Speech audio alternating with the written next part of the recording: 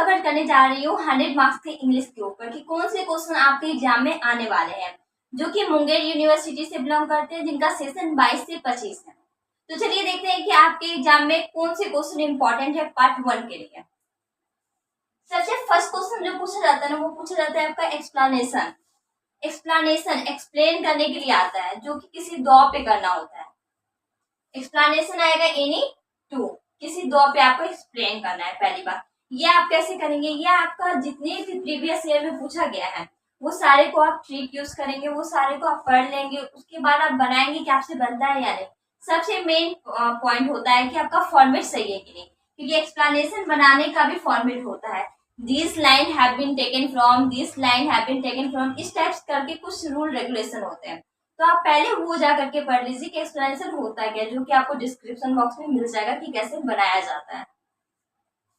Second number जो आता है वो आता है critical appreciation any one of the flowing. नीचे दिए गए जो 4 ऑप्शन है ना, उसमें से किसी एक पर आपको क्रिटिकल एप्रिसिएशन करना है। इसका मतलब क्या होता है, इसका मतलब होता है समरी करना है, आपको बताना है कि उसमें वास्तव में हुआ क्या है। तो चलिए देखते हैं कि 4 कौन से इंपॉर्टेंट मोस्ट इंपॉर्टेंट है, क्योंकि है तो ज्यादा लेकिन आपको करने कितने मार्क्स 4 ही करने हैं। जिसमें कि फर्स्ट नंबर आता है आपका ब्रेक ब्रेक ब्रेक, सेकंड आता है सी वॉक्स इन ब्यूटी, थर्ड आता है आपका a slumber did my spirit seal, D number आता है आपका स्प्रिंग एंड फॉल। इन चारों में से किसी एक को आना ही आना है आपके एग्जाम में।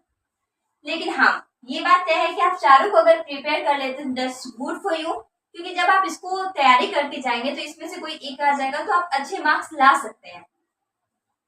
थर्ड नंबर आता है आपका, मैंने थर्ड नंबर में क्या किए हैं, 3 ऑप्शन दिया है, 3 दिया है कि इन तीनों में से किसी एक को आना है। और मैं बता दूं कि थर्ड नंबर का जो क्वेश्चन आता है आपका, उसमें गैपिंग करके आता है, जैसे कि कोई भी फर्स्ट लाइन देगा फिर और करके सेकेंड लाइन देगा, मतलब दोनों में से कोई एक बनाना है। तो चलिए देखते हैं कि आपका क्या है, मतलब ऑप्शन में और इम्पोर्टेंट में कौन से क्वेश्चन है। Annihilation of caste ideas of doctor Bhimrao Ambedkar. मतलब डॉक्टर भीमराव अम्बेडकर का जो आइडियाज दिया गया है, जिसके ऊपर डॉक्टर भीमराव अम्बेडकर ने बात किया है, वो टॉपिक है आपका एनिहिलेशन ऑफ कास्ट। तो आप किसका प्रिपेयर करेंगे, इसका डॉक्टर भीमराव अम्बेडकर के द्वारा जो लिखा गया है। हाँ, ये लाइन ऐसे करके लिखा नहीं रहेगा, उसमें थोड़ा डिटेल्स और लॉन्ग लिखा रहेगा, डोंट बी कंफ्यूज।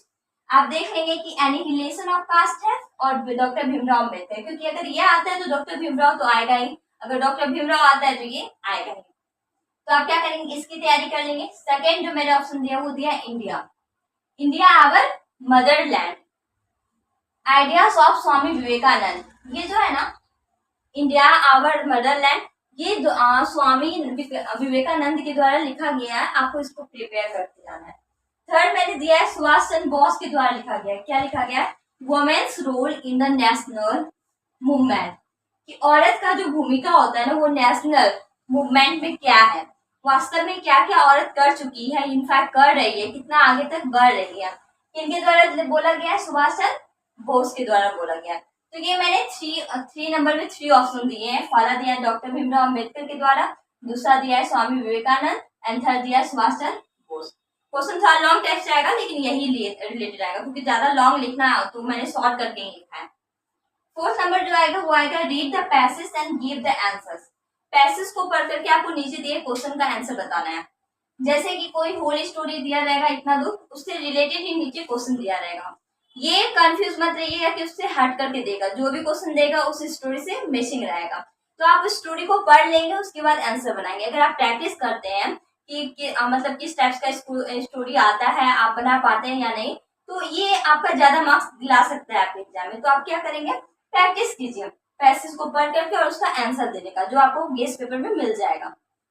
फिर है short paragraph on any one. नीचे दिए जो भी वर्ड होंगे, लाइन होंगे, प्रोवर्ब्स होंगे, उसको आपको शॉर्ट नोट लिखना है, शॉर्ट पैराग्राफ लिखना है। शॉर्ट पैराग्राफ लिखना है जैसे कि एग्जांपल में आपका आएगा no pains no gains, honesty is the best policy. इस टाइप से आपका पैराग्राफ लिखने के लिए आ सकता है कि आप इसको पढ़िए और बताइए कि ये कैसे है, इसको डिफाइन करने के लिए आता है। ये तो जब आप सारे पैसेज को, इनफैक्ट पैराग्राफ को अगर आप देख लेते हैं कि हाँ ये आता है, फिर उसका हिंदी मीनिंग जान लीजिए, फिर आप इंग्लिश में कन्वर्ट कर सकते हैं। बहुत आसान होता है, क्योंकि जब तक आपको हिंदी मीनिंग पता नहीं चलेगा कि इसका वास्तव में मतलब क्या होता है, तब तक आप उसके बारे में डिफाइन कैसे कर पाएंगे। फिर है आपका make a precious and give a suitable answer. एक प्रेसिस आता है। प्रेसिस क्या होता है? मेक अ प्रेसिस, प्रेसिस बनाना है, पैराग्राफ दिया रहेगा आपका, या तो यू कहा जाता है पैसेज दिया रहेगा, उसका प्रेसिस मतलब जैसे 5 लाइन का है तो आपको 3 लाइन में बनाना है, अगर 8 लाइन का है तो आपको 4 लाइन में बनाना है, 5 लाइन में शॉर्ट बना करके लिखना है, मेन थीम लिख देना है आपको कि वास्तव में वो स्टोरी में बताया क्या जा रहा है, वही लाइन को उठा करके कॉपी टू पेस्ट कर देना है।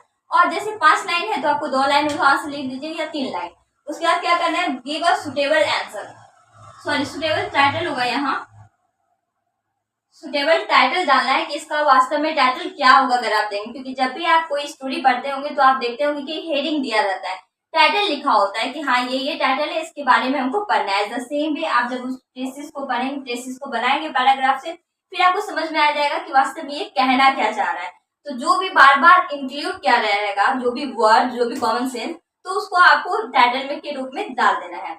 फिर है आपका 7 नंबर में आपका ग्रामर से पूछा जाता है ऑब्जेक्टिव। ऑब्जेक्टिव की तरह होता है जिसमें कि आपका मैचिंग आ जाएगा, फिल इन द ब्लैंक्स आ सकता है, पंचुएट करना आ सकता है, वॉइस आ सकता है, करेक्ट सेंटेंसेस आ सकता है।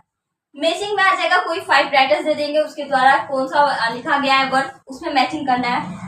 या तो दूसरा आ सकता है फिल इन द ब्लैंक्स, जैसे कि वर्ब फॉर्म कलेक्ट करना है कि कौन सा वर्ब का फॉर्म लगेगा, राइट आंसर होगा, जो भी सेंटेंस वहां दिया रहेगा उसमें से कौन सा करेक्ट आपको वर्ड चूज करने होंगे, करेक्ट वर्ब फॉर्म यूज करना होगा, क्योंकि कहीं पे हम लोग वर्ब 1 लगाते हैं, कहीं हम लोग वर्ब 2 लगाते हैं, कहीं हम लोग वर्ब 3 लगाते हैं, कहीं वर्ब 4, कहीं वर्ब 5। जैसे मैं जा रही हूँ तो आई एम गोइंग, यहाँ वर्ब का 4th फॉर्म लगा गोइंग। मैं जाती हूँ, आई गो, यहाँ वर्ब का 1st फॉर्म लगा। वह जाता है, ही गोज, वर्ब का 5th फॉर्म लगा। एज द सेम वे इसी टाइप्स का आपका पूछ जाएगा फिल इन द ब्लैंक्स में। पंचुएट करने का मतलब होता है कहीं कोमा लगता है, कहीं फुल स्टॉप लगता है, कहीं एक्सक्लेमेशन मार्क लगता है और कहीं क्वेश्चन मार्क लगता है। तो ये आपको जानकारी होना चाहिए कि कहाँ हम लोग कौन सा चीज, कौन सा सिंबल यूज करते हैं। फिर आपका वॉइस, वॉइस बताना होगा। वॉइस 2 टाइप्स के होते हैं, पैसिव वॉइस और एक्टिव वॉइस। तो अब आपको बनाने होंगे कि वास्तव में पैसिव वॉइस कैसे बनाया जाता है, तो वॉइस में आपको डिफाइन करना होगा। फिर है correct the sentences, sentences wrong लिखा रहेगा, मतलब आगे पीछे लिखा रहेगा, आपको उसको सही करके बताना है। 7 नंबर का क्वेश्चन आपका यहीं से पूछा जाता है, ग्रामर से। टोटल आपके 7 क्वेश्चन हुए। 7 क्वेश्चन का 7 क्वेश्चन मैंने बता दिया है कि हाँ ऐसे ऐसे क्वेश्चन पूछा जाता है और ये क्वेश्चन आएगा आपके एग्जाम में। तो be prepare for exam, meet you on next video. Thank you so much for watching my channel.